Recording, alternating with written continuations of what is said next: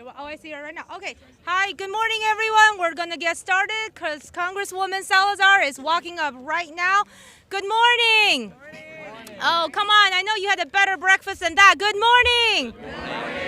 My name is Rebecca Shi, and I am the CEO of the American Business Immigration Coalition. We are grateful to be gathered today. We are at a critical moment for our country and our economy. ABIC represents 1,700 CEOs and employers from around the country in hospitality, agriculture, senior care, healthcare, and manufacturing. We're here because for over a decade, we've been on the Hill at the White House calling for common sense immigration solutions. And the response we've gotten has been, well, we can't do that unless the border is secured.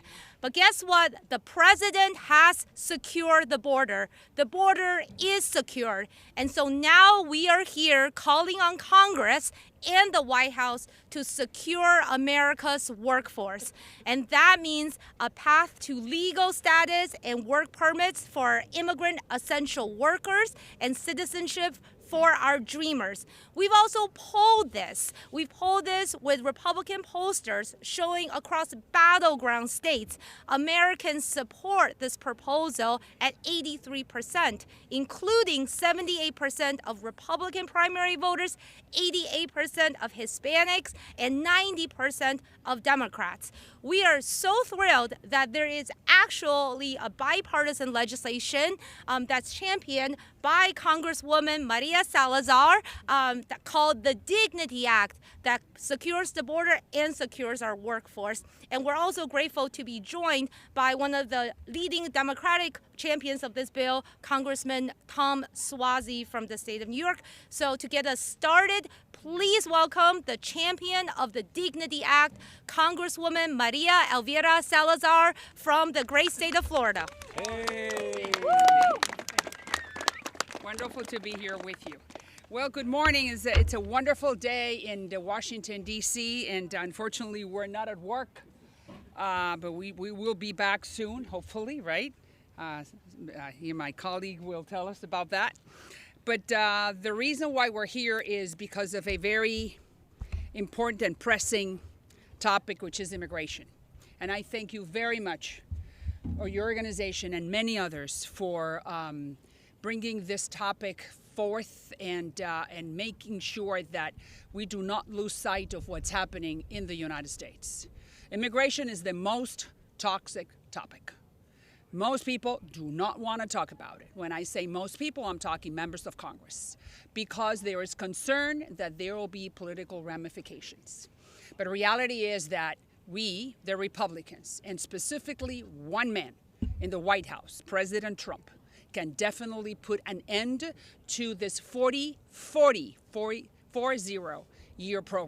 problem. I've always said that President Trump could be for immigration what Nixon was for China, what Reagan was for communism, what Lincoln was for slavery. Trump can sign the Dignity Act. The Dignity Act, and I'm delighted to be joined by one of the champions of immigration in Congress on the Democratic side. And not only that is the fact that one of your colleagues, Veronica Escobar, he is the co-sponsor and the co-lead on this complete immigration bill called the Dignity Act. It's very simple. Dignity is not amnesty. Dignity is not path to citizenship. Dignity is just to give a dignified life in the promised land, the United States, to those people who have been here for more than 5 years, who do not have a criminal record, no Tren de Aragua, no criminal records, no one who came in during the Biden caravans or during the last 4 years. We're talking about that secure and stable labor force who has been here in this country for more than 5, 10, 15 years in construction, hospitality, and agricultural, giving us their sweat, their labor, their lives for our industries and our economy to grow. Those are the people that we're covering, so we can have a secure workforce.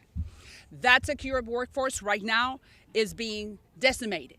For instance, we have 1.7 million workers shortage in these key industries that I just mentioned: agriculture, construction, hospitality, healthcare, manufacturing. All that will do is that our economy, the #1 economy in the world, will shrink, and then we will not continue being the #1 economy because we need hands. We passed the BBB. Great that we did. We are giving a lot of money to key industries. That money, how are those industries going to be able to develop and to prosper and to grow and to create more wealth if they don't have hands? And those hands are here already. So I am sending a very clear message to specifically the White House and to my colleagues in Congress, Republicans and Democrats. We can definitely join forces, and we can pass this Solomonic. It's like Solomon in the Bible. Cut the baby into two. Let them stay, those who have been here for more than 5 years, let them stay, work, go home for Christmas, bury their mom, go back to their families, and come back and buy homes and buy cars and pay taxes and buy homes. And at the same time, pay a fine of $7,000 over 7 years, which is what the dignity status provides. And then pay 1% of their salary as a fee in order to be able to stay in the country.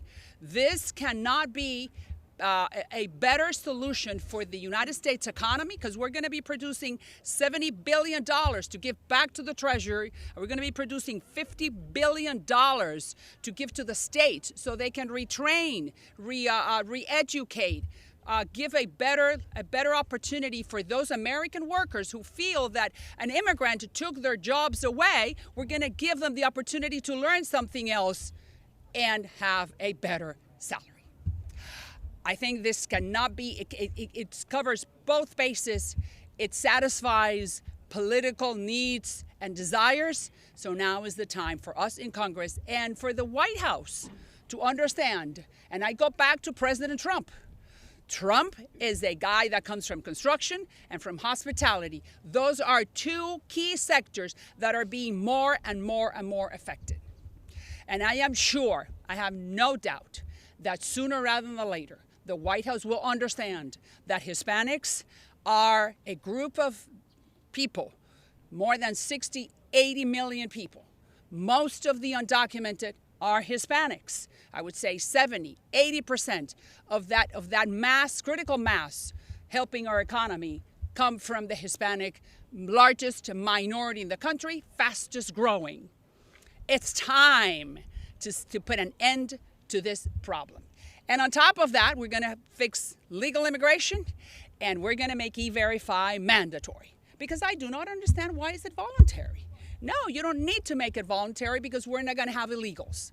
And to finalize, like you were saying at the beginning of the press conference, the border is sealed. The border is secured.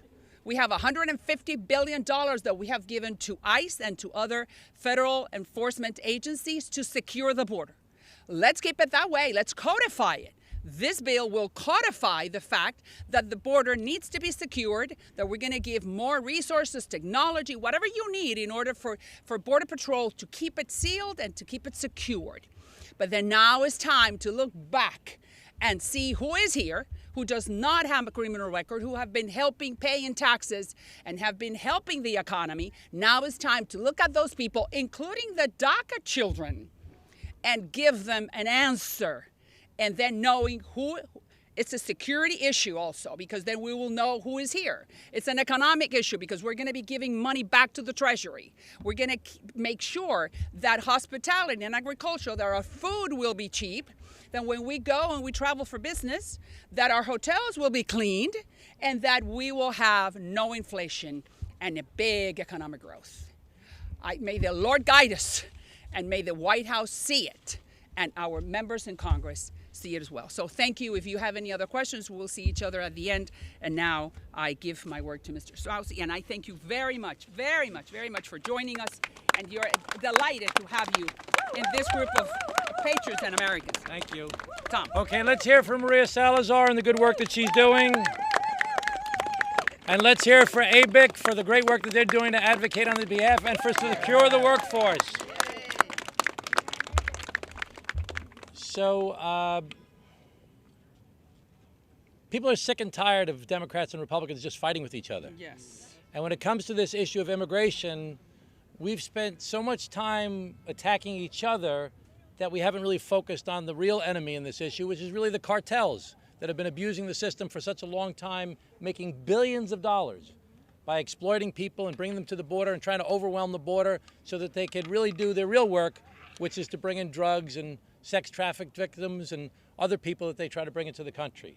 And I was at the border recently with a bipartisan delegation, and there's talk that the cartels are already telling people, oh, come to the border again. The border's closed, as Maria said.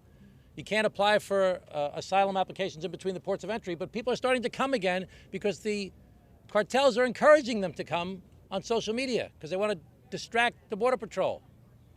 So people are sick of us fighting with each other. They're sick of this shutdown. They're sick of us not solving real problems that are affecting real people's lives, like this issue that we're talking about here today. So we've got to look beyond things that we disagree with each other on. Maria disagrees with me. I disagree with her on a whole bunch of different things. But I want to applaud her. I want to applaud her and Veronica Escobar, who's the co-lead on the Dignity Act, for the work that they've done to try and come together and bring other Democrats and Republicans together to work on this issue. Now, my father was born in Italy. I'm a first-generation American. When I think of America, I think of it through the lens of the immigrant experience. I think of it through the lens of the American success story. And it's painful to me. It hurts to see immigration to become such a negative issue in our country. And where the focus has been on the people that have immigrated here as opposed to the people that are really abusing the system, which are the cartels. So we got to get back to the basic. President Trump was right about the need to secure the border. I've been saying that for years. President Trump was right that we need to create a whole of government approach where we get all of our government agencies to work together at the southern border to work to go after the cartels and what they're doing. President Trump was right that we need to deport violent criminals from the United States of America. But I am concerned that the success that the president has had is going to be squandered if we continue with these masked agents doing raids at businesses, pulling people out of cars, going after families where people are innocent people who've never committed a crime. They may not have the proper documentation, as the president said. We got to use a lot of common sense. But we're breaking up families. We're destroying businesses. We're losing trust amongst law enforcement. Law enforcement doesn't work. Local law enforcement doesn't work if the people do not trust the police. If there's a crime committed against you, you want to be able to report it to the police. If you're afraid the police are going to try and deport you, you're not going to report the fact that you were robbed or you were beaten up. So where do you go for protection if you can't go to the police?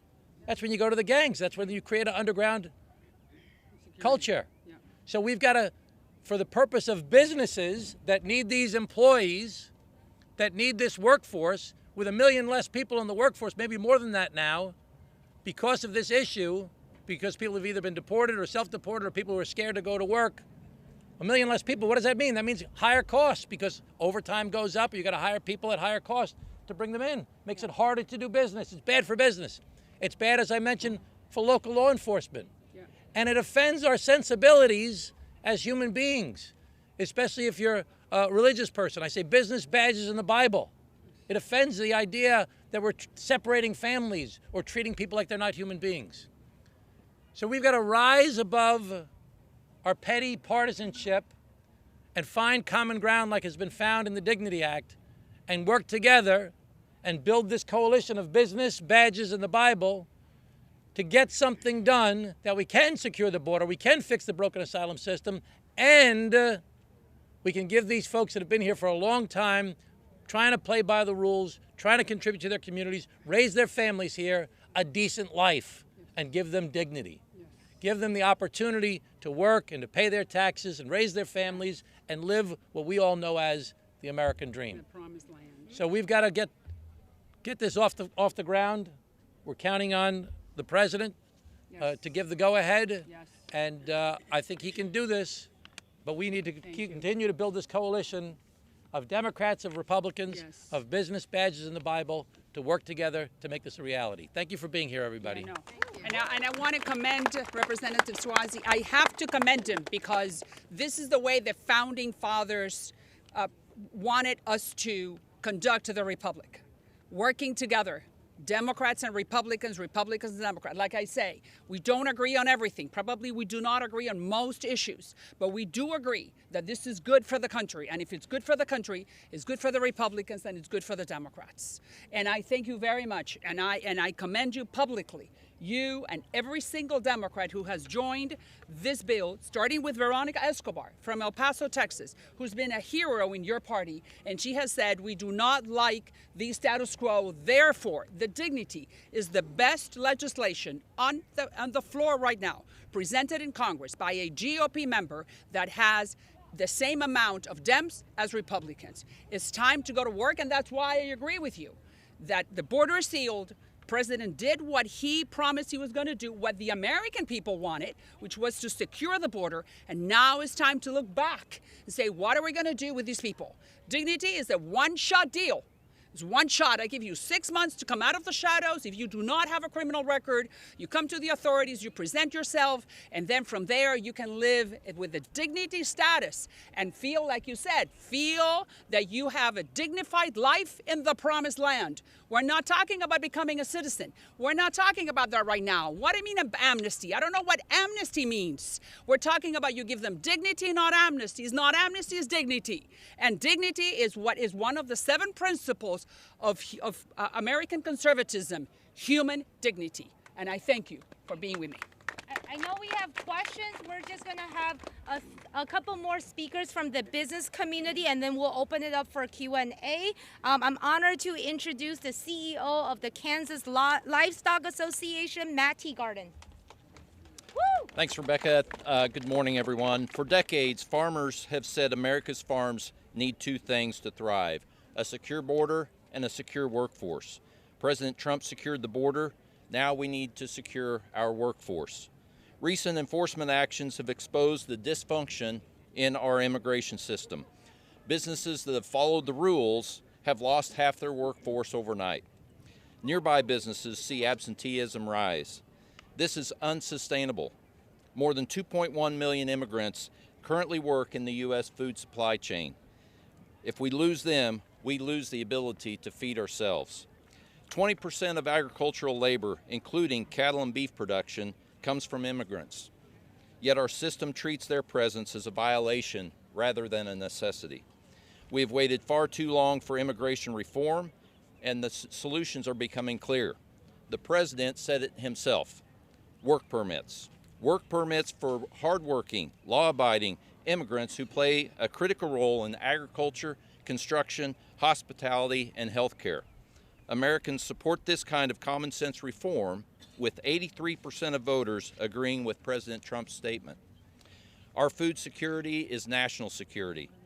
That is why we are here today to announce an official letter signed by farmers and ag coalitions from across the country with this message: Mr. President, the window to protect our farmers is closing. America needs a work permit program for immigrant workers who sustain our farms and ranches.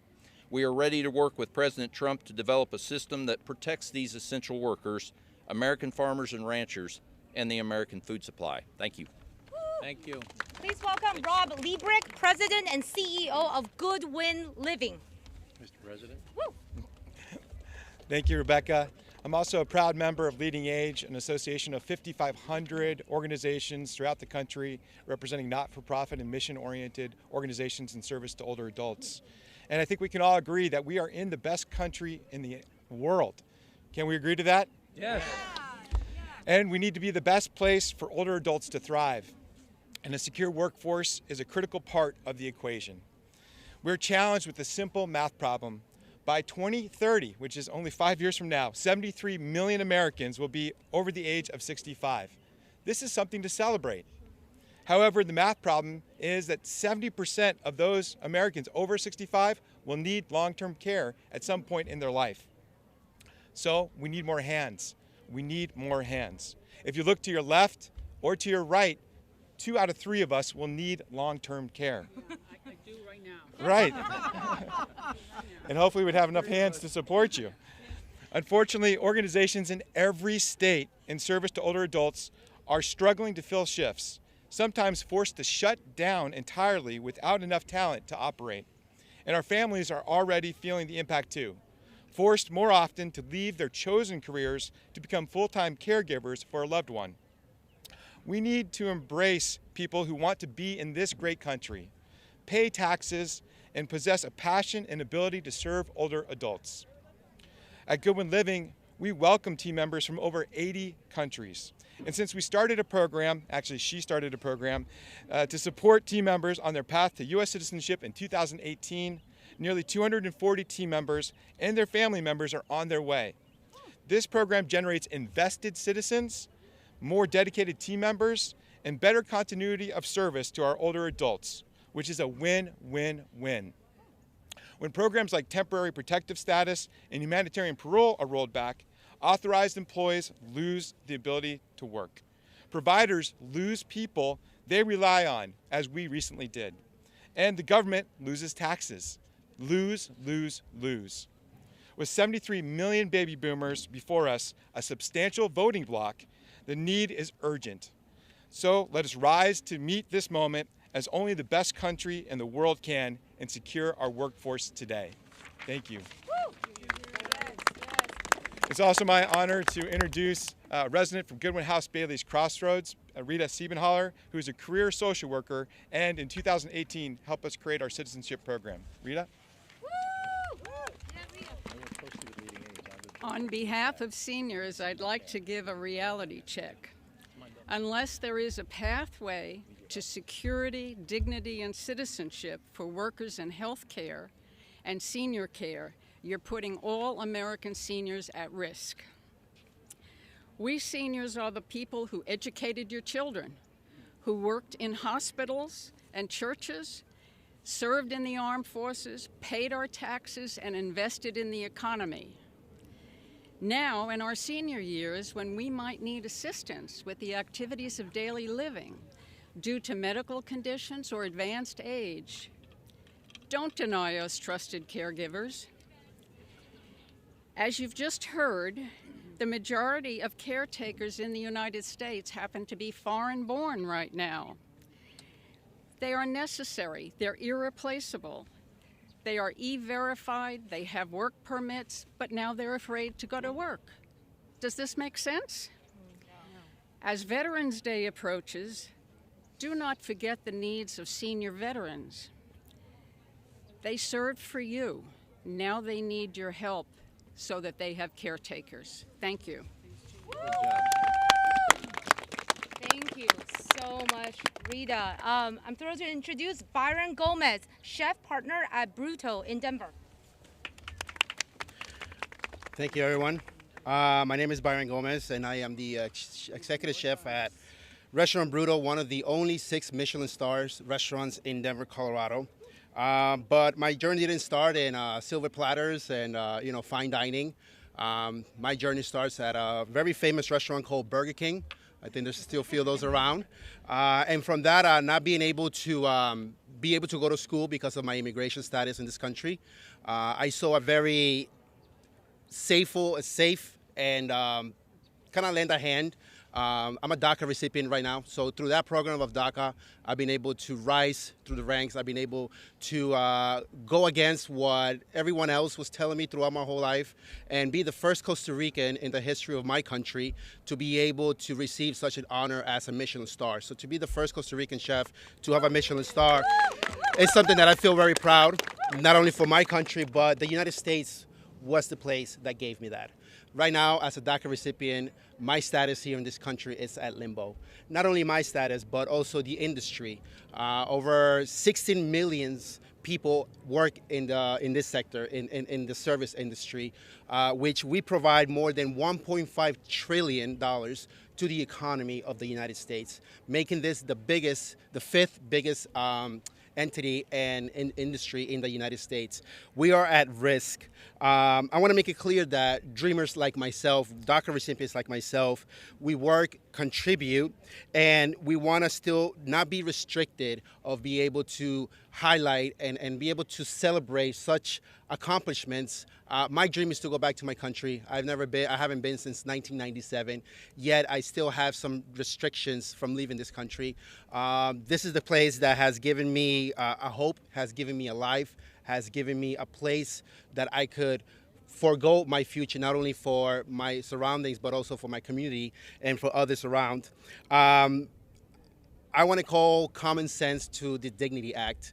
It's a place and a point in history where the administration could make history. This is a point where bipartisans are coming and working together. Like congressmen and congresswomen just mentioned, they might not agree on everything, but we could agree that the immigration status in this country and the immigration issues in this country is very pivotal point at this point. I want to encourage everybody to educate yourselves, to support what this Dignity Act has, because not only my life is a limbo, but many people that we want to provide a hot plate for want to tell us stories. And by securing the borders is the first check mark that we already accomplished. Let's secure the infrastructure of our service industry here in the United States. Woo! Good job. Thank you so much, Chef Byron. And our last speaker before we'll open it up to Q&A is Tracy Gonzalez with American Families United from South Carolina. Tracy. Woo! Georgia. Sorry, Georgia. Good morning. My name is Tracy, and I'm from Georgia. I own a bail bond company in Georgia, and I've been in the bail industry for about 30 years now. And I'm a proud American. Family is my most prized possession. It's what I work for, what I pray for, and what keeps me grounded in faith and purpose. I met my husband many, many years ago, and together we've built a good life. One rooted in love, hard work, and faith. We've raised our children, and now we're proud grandparents. And all we want is to grow old together. And we want to watch our grandbabies grow up right here in the country that we call home and in the country that we love. When I vote on values. Strong borders, stopping violent criminals, and keeping American families safe. Those are conservative values, and those are my values. But today, I have to say, somewhere along the way, my party has lost sight of what it means to protect American families. I voted to protect families, not destroy them. I voted for safety, not separation. And yet, after decades of doing everything the right way, filling out every paper, following every rule, I'm now being forced to sell my home, cash in my retirement, and move to Mexico to protect my diabetic husband from being detained where he would surely die. That's not freedom, and that's not safety. And I'll be honest, I feel betrayed by my country. Marriage and family are sacred, and no law should ever tear them apart. But right now, our government is doing just that. Ripping away the simple dream of growing old beside the person that you love, of seeing your grandchildren's birthdays or their ball games. And I know I'm not alone, because there are more than 1.4 million Americans living the same nightmare. Hardworking families who love this country and just want the chance to stay together. At the end of the day, we all want the same things: affordable groceries, dependable health care, and the freedom to keep our families together without fear. So I'm calling on our leaders on both sides to fix what's broken. Protect American families, because family is worth fighting for. Thank you. Tracy. Wow. Thank you. Tracy, of course. Thank you. Wow. Well, You're the my Dignity hero. Act You're my will hero. make, yes, the Dignity Act will make your husband stay, Yes. get some dignity so he can live a dignified life in the promised land with your family and see his American children and grandchildren grow old and be with her American wife. That's all and we he want. will have a dignity status. I mean, and I'm touched by your case. And like you said, 4 million Americans are married to people who do not have a legal status. And because of what's happening right now in our country, those people are concerned and afraid. And your husband is one of them. Yes, so ma'am. may the Lord guide us and give us the understanding of the White House to understand that your case should be solved with dignity. Thank you, ma'am. Thank you. Can you just identify yourself? Sure, Mia McCarthy with Politico. Hi, Congressman. I wanted to ask, you introduced the Dignity Act about a little over 3 months ago.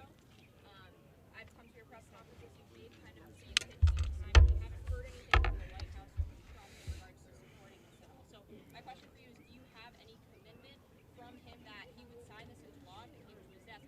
And I guess, what do you think is the future of this if you're not hearing anything, if you're not hearing commitment from Trump at this point? Look, President Trump is and I know that I repeat this over and over because it's going to happen. He's the common sense guy. He's not a politician like me. We come from the world of television. He understands that he's in construction and a hospitality guy. You've seen him, everything he's done, starting with the situation in Ukraine. I mean, I don't have to tell you everything that he can, when he puts his attention to, he fixes it. We understand that we come from a very severe 4 years where that border was opened and it was disarray. Now we have presented the Dignity Act in August. We had the reconciliation, then we had BBB. Now we have, unfortunately, this shutdown. But that does not mean that the White House understands that at some point we need to fix the immigration. And he knows he can be the person. There's no doubt. So my question to you is, and my answer to your question is, it will come. We're talking to everybody. We are a legislature and the proud Republicans on the GOP. We have spoken with leadership, and we're talking to the White House. Just watch, because he knows that this problem is imminent, and like they have been saying, the country needs a secure workforce. Otherwise, we will not be able to have the economy that we need to have so that we can continue being the #1 economy in the world, the #1 economic in the military in the world. So just watch. The problem is that we want to minimize the suffering of people like her, or those people who have been here for more than 10 years, 15 years. They are picking up the jalapeno peppers in Southern California, and they get picked up after 17 years. And then the guy who owns the land says, hey, where's Pepe? So that cannot be happening anymore, because that is bad for the rest of the Americans. People want to have cheap food, cheap hotels, and be able to buy a home. What are we going to do with construction if we don't have people laying the bricks? It's common sense. So it will happen, because I do trust that this president gets it and will get it done, because he is not afraid. And fear is one of the verbs that surrounds that capital. But Trump is not afraid. Listen, let me just keep it quiet, but I'm telling you that it will happen. It will happen. And we thank the Dems for being with us and then playing how the American politics or American political elite should behave, cooperating for the benefit of people like Tracy. Are you Mia, did you say? So Mia, that's how politics works, is you have to continue to keep on fighting for what you know is right, and Yes. build a political coalition of people that will continue to support your cause. And so Yes. ABIC is one very, very important group. The folks that are here are a very important group of people that have come together in this way. But there are hundreds of groups like this Yes. throughout the country, not as effective necessarily as this group is, but hundreds of groups of people that are getting more and more involved every day that want to see a resolution to this problem. And again, we need to continue to build this coalition of people that are personally affected. And it's exhausting, because they got to worry about their businesses. They got to worry about their families. They got to That's worry hard about their enough. life. So that's why politics has become harder and harder in America, because people are kind of like, it doesn't work. It's all broken. I'm sick of the whole thing. No. But I want to encourage the people that are here, especially the people standing behind me, to be hopeful. Because I know that you believe in this country the way I believe in this country, the way Maria believes in this Yes. country, and that this is how it works. And we just have to continue to show that there are more people like us than there are people who don't want to get something done. And we have to rise above the fear and the anger that exists in our contemporary culture and try and find a solution. Every problem we face in our country, especially this one, is complicated. It's been 40 years since there's been any update. You can't solve complicated problems in an environment of fear and anger with everybody just yelling at each other. Correct. You need people who may disagree with each other, like Maria and I, to sit across from each other and say, well, I think this, well, I think that, well, how about this, well, how about that, Come to the and middle. try to find a place where you can find common ground. Now, as she's talking today, there's certain things she says that piss me off. But at the same time, I'm saying she wants to get the same thing done that I want to get done. And I'm willing to find our common ground instead of highlighting the things we disagree upon to figure out how can we work together to get this done. We need everybody to be doing that across our country to work together for the common good, to make our country stronger, to make our families better, to make the dream of America a reality for more people. But that requires us to not give up and keep pushing forward. Never give up. Do you believe that the administration needs to change not just maybe the action, but the rhetoric coming specifically from the White House about immigration? Can I say one thing? Sure. Let's lean into some of the president's rhetoric that he's used over the past month and a half or so. He said we have a lot of people in construction and in hospitality. There's a whole bunch of other, agriculture and hospitality, he said, that are very good people, that are working hard, that are doing a good job, and they may not have the proper documentation, and we have to use some common sense. Now, the president has said that repeatedly. Now, we hear things from other people in the administration that are kind of antithetical to that, but he's the president. And we have to figure out how to maybe not pay attention to everything that we hear and focus on those things that we hear that do make sense. Marjorie Taylor Greene, okay? I don't agree with Marjorie Taylor Greene on a whole bunch of things, but she came out the other day and said, we need the employees. Yes. So we have to lean into the positive opportunities we see of things that we can do to get something done here and emphasize those things and kind of, not focus on the things that we disagree with. And, there are a lot of things that are hurting this administration politically as far as what's going on in the interior with some of the masked men and the enforcers and pulling people out of their cars and raiding businesses and separating families. That's bad for them. And it offends all of our sensibilities. It upsets us. So let's lean into the positive things. Let's highlight those positive things, and let's try and continue to move the ball forward. You heard the thing about the senior citizen before? There's 10,000 new people turning 65 every day in America. 10,000 people every day. In 5 years, there'll be 6,000 people turning 80 years old. Wow. So all these issues this is real life. The livestock guy said 20% of the people in agriculture. I think it's more like 50% of the people in agriculture are immigrants. So we got to lean into the practical solutions to get things done and try and ignore some of the negative rhetoric and try and highlight some of the more positive rhetoric that moves us towards our goal. And I agree I'm going to say it in other words, and I agree with what Tom is saying. The only elected official in the White House is the president. He has the final word. He has advisors on one side and on the other, but he will make the final decision. He is a common sense guy, comes from hospitality and agriculture and construction. I understand that what we're seeing is not correct. I understand that ICE is doing its job. Now we got to change the law, and that's what we're doing with the Dignity Act. So ICE will then follow another law. And that other law is for those who are undocumented in the country, can come out of the shadows and get a status called the dignity status, no citizenship, because I don't want anyone to tell me amnesty. We are scratching that word.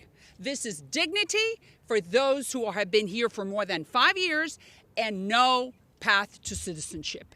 It cannot get better than that for the president. And a Republican wrote the law, and the Dems are with me. It cannot get any better than that, so the president will sign it at some point, whenever he is ready. All we're trying to do is that we're trying to show what's happening so we can mitigate the damage. Congresswoman, hi, can you, Becky Dennis from Notice, can you tell us a little bit more about your decision yesterday to sign the letter raising concerns about the H-1B visa fee? Because that's the legal side of amnesty. That's the legal side of the dignity legislation. And we do know that industries need workers. So what we need to do is to make the system faster, more efficient, and better, so then the United States, with a new law, will determine who can come in or not. That's it. We do not want anyone, any company, American companies, to be abusing the system. If you have an American worker that can fill that job, then you have to hire him or her. But if you need that foreign individual, then let's go through this process so determine in a transparent way if you're really needed. I don't want anyone to be displaced. That's why I'm creating a pot of $50 billion that we're going to give to each state, so those people that feel that they have been displaced from their jobs can be retrained or re-educated. So it's the marketplace. But the problem is that the rules are very murky. Our immigration system, legal and illegal, is completely destroyed, starting with the asylum system that has been gamed for years. So there are no saints here. So we just want to make clear laws so everyone can follow them. Let's stay in English and then we'll go Spanish, because otherwise, I won't even know what I'm speaking. Anyone else in English?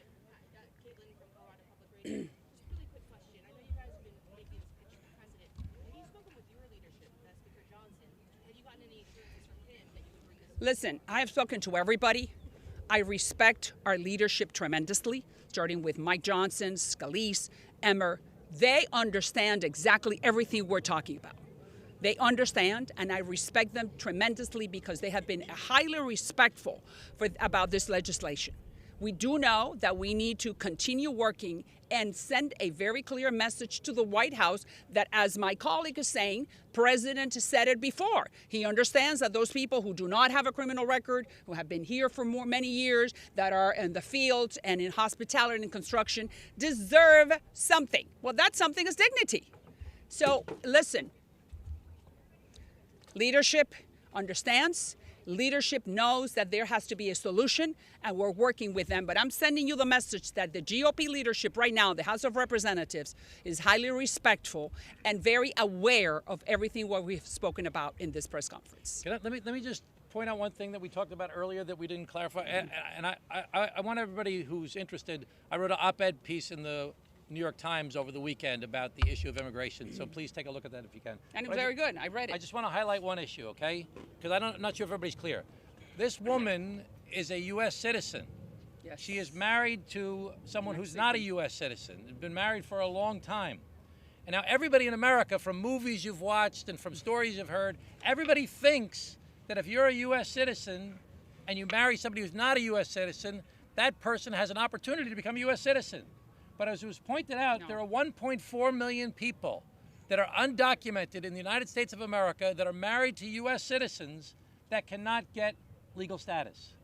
And so it's making a lot of families suffer, that their family's going to be separated after years of being together, and everybody thinks it's legal already. Yes. All Americans think that, I've seen movies about it, okay, where you see if you marry a U.S. citizen, that's how you become a citizen. But this woman has been, how many years have you been married? Almost 21. 21 years, okay? Raised a family together, and she's worried about her husband getting deported because he can't get legal status. So let's just clarify that for when you write about it, that is like, there's all kinds of pain points like this that are happening throughout the U.S. Economy or the U.S. culture today. Okay, there are people that have been here for 25 years, were invited to the United States of America under the temporary protective status program, where they were invited to America because they had an earthquake or they had a civil war, or they had something else. They said, come to America where you can be safe.